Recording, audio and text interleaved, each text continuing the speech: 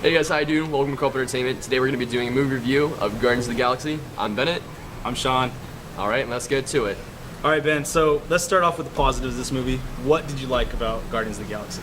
First positive I'd like to point out is that each of the 5 characters had a great connection, and they were able to tie in each character path into one to lead all of them to the final destination where they're heading to. Second positive aspect I want to point out is that there was some really crude humor in there that they were able to pass off through a PG-13 movie, which it wasn't bad.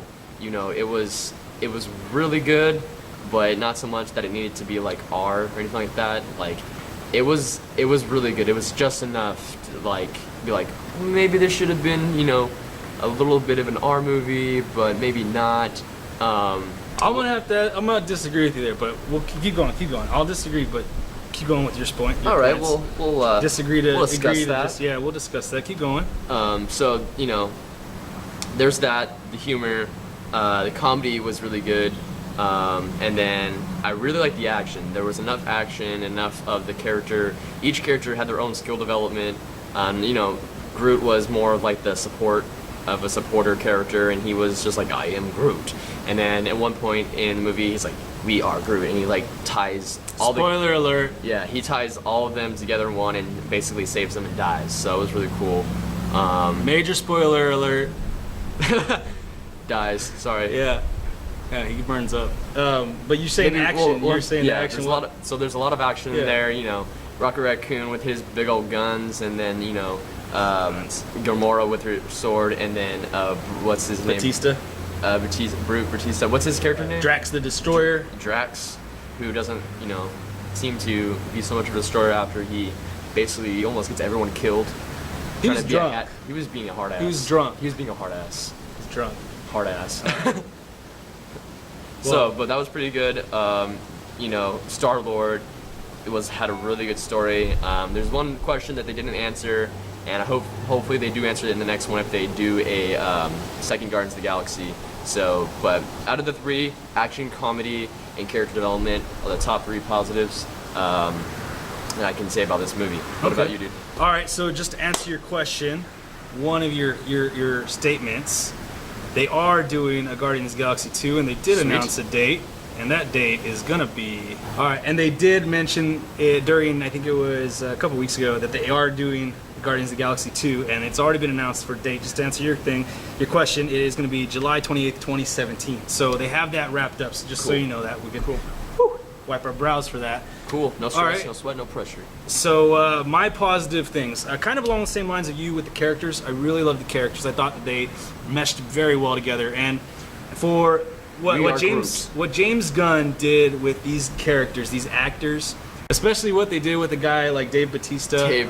Dave. a guy that's not like very versed in acting as of right now. I mean, he does take it seriously from Right. everything I've read about him, but he's not the greatest actor. But they played on his strengths of what he can do as an entertainer from the WWE.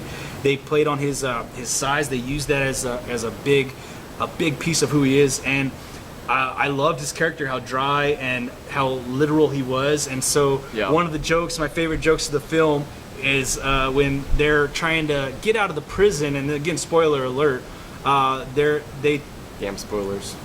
so Chris Pratt, Star-Lord, says something. Why doesn't he get what I'm saying? And Rocket Raccoon says, his race is very literal. They don't get any metaphors. And he goes, everything just goes over their head.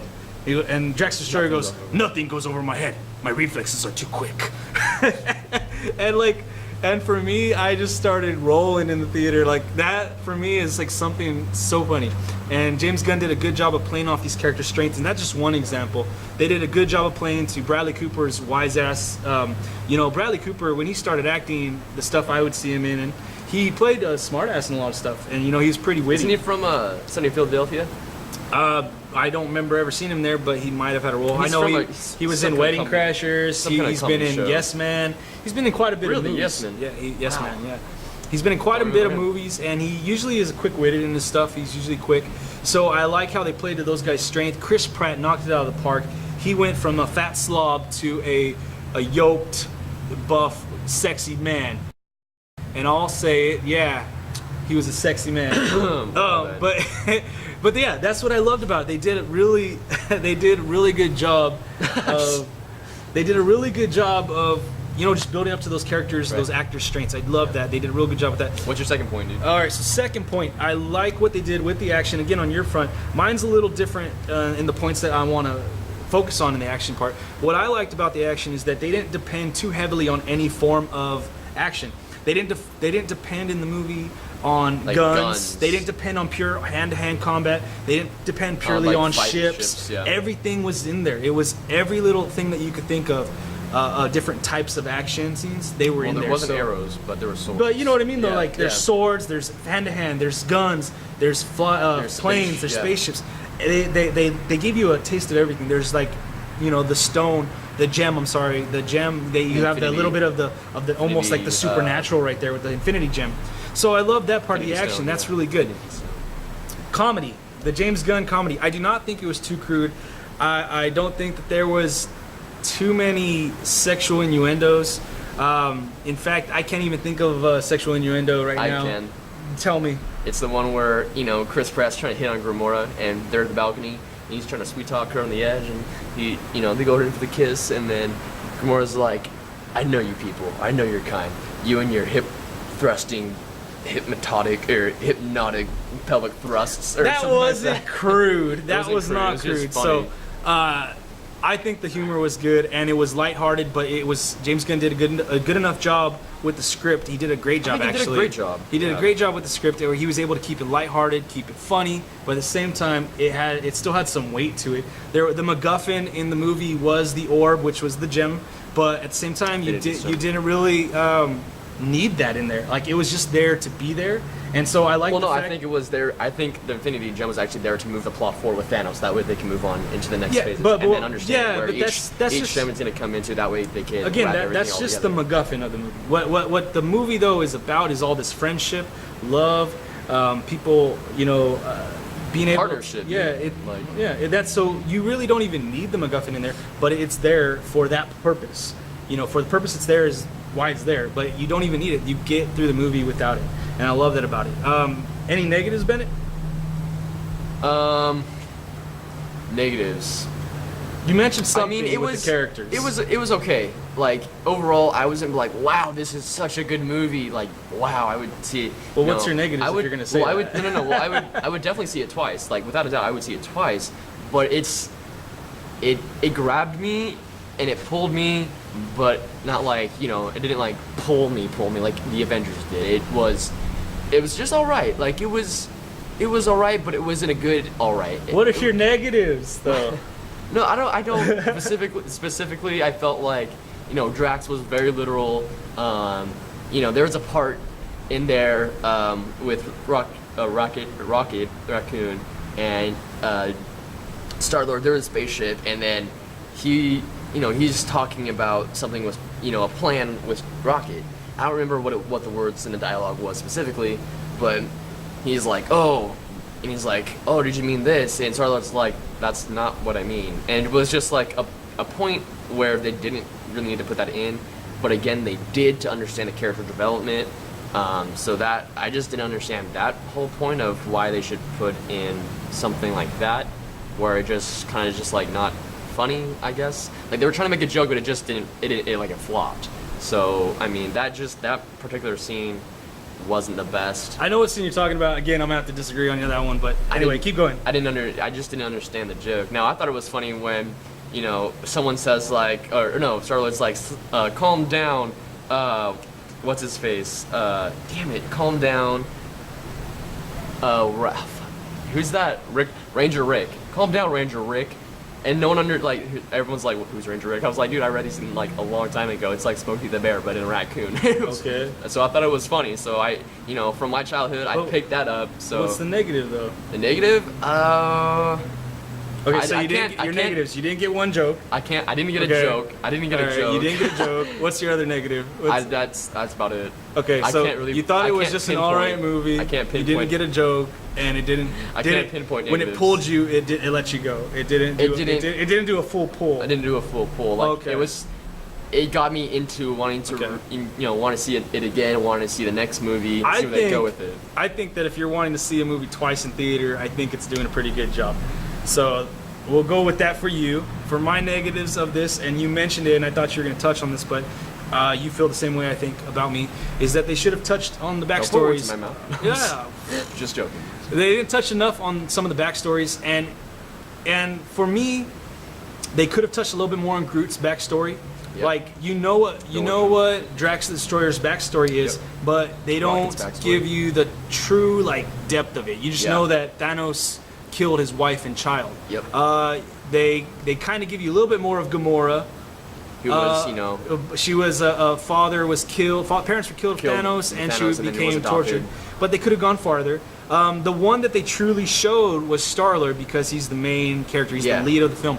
But that is a slight negative. They could have gone farther into there. But I expect them to go farther into these backstories with number 2. Yeah. And if they don't, I'll be very disappointed. That's when I'll be very disappointed because if they don't touch up on more of what Groot comes from, where he's going in his journey, his voyage from his people, what's his history, or Like, same with Drax. why did he partner up with Yeah. Raccoon? Like, So- what made him? Yeah, partner up? so I don't want to know. They don't have to do any exposition where they're literally staring at me in the camera, telling me, "So this is why Groot did this." They don't have to do that, but No, if they but they, just, kind of use something in the story to tell me a little bit more. And so hopefully they do that next time. Like, what happened to Groot's people? Like, is he the one of his? Is he like the only kind of his people? Like, the Yeah, last one left or something. Like they can always touch a little bit more on that. And I guess that's a negative for me, and it's not super huge because again, I still felt that all the characters meshed super well. They did really great with all the characters. The other negative, I guess, would be that as much as Ronan was good, he could have been better. There was potential that Ronan the Accuser could have been even bigger and more badass, and I felt like they could have shown him kicking some more ass.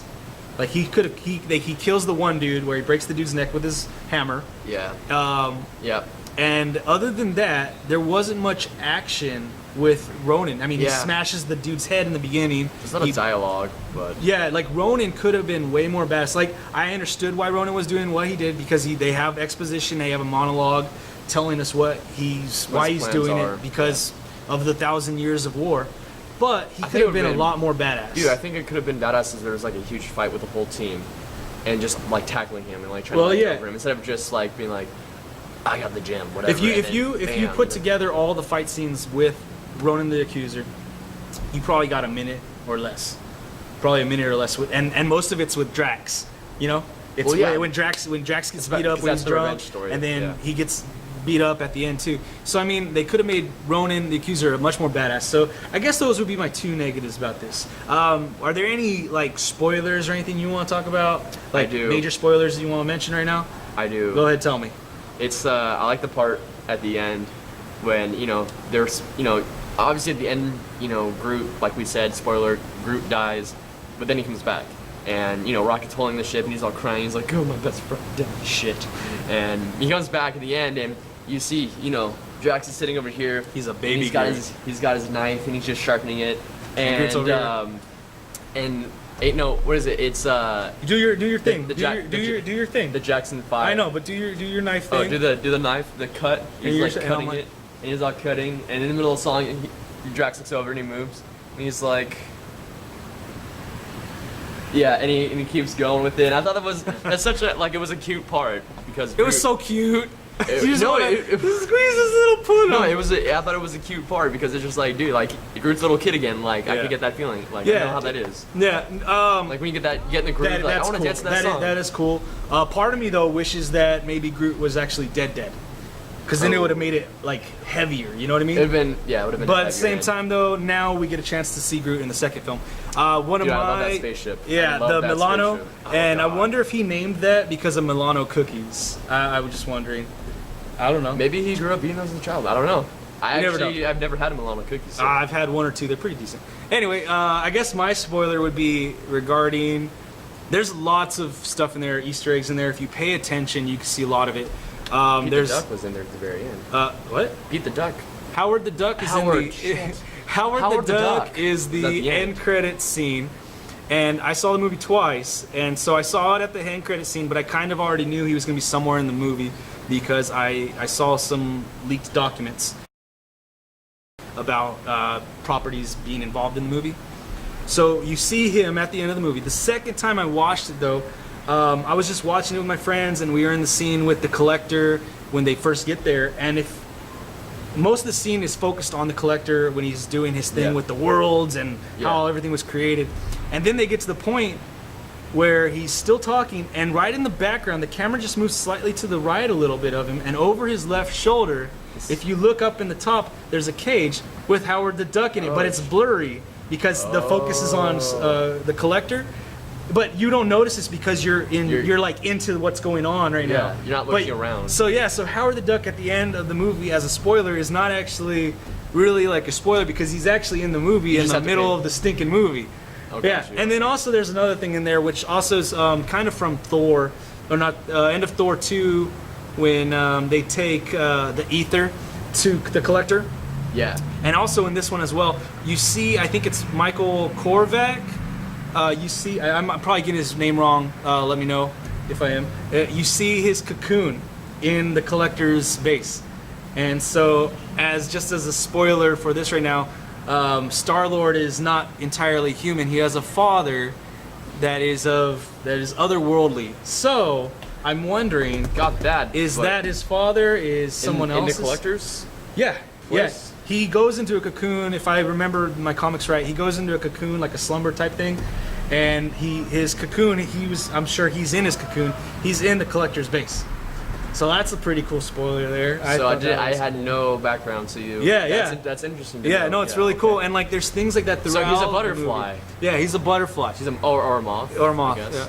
Yeah. There's just a ton of like Easter egg stuff like that in the film that makes it even more interesting. If you like watch a video about all the Easter eggs in the film, you'll want to go and read like the back history and all of this stuff. And James Gunn I definitely want to know who amazing Star-Lord's job father is. of weaving all this stuff together. So on to the next point. Bennett, what do you give this? Score out of 10. Tell me right now. Hit me with it. Hit me with it. 8. 8 out of 10 for 8 out of Bennett. 10. For a movie that he thought was all right, he gave it an 8 out of 10. I, myself, am going to have to give this a 9. I had a lot of fun with this movie. I'd put it right up there with Captain America 2. Oh, number 2? Yeah, which is better than the first one. It's a different movie than a lot of the other Marvel films, and I love the change of pace. Yeah. It kind of feels like a Star Trek, Star Wars, kind of Indiana Jones. I got a mix of Indiana Jones and Star Wars. Yeah, I love the feeling of it, and so I'm going to have to give it a 9. It's the most fun I've had at a movie theater for a while, probably since Captain America earlier this year, or X-Men Days of Future Past. It was a really fun time for me. I've seen it twice already. Cool. I want to go see it again. Cool. Yeah. All right, guys, that's our review for today. Click the like, share, subscribe buttons down below right here on Bennett's hand. Don't forget to follow us on Twitter, like our Facebook channel, Co-op Entertainment. And we'll on Twitter about your favorite parts. Yeah. Let us know down below, Twitter, what movie you want to see the Facebook, review down of. below, what you guys liked about the movie as well. I'm Sean. I'm Bennett. We'll see you guys next time. See ya.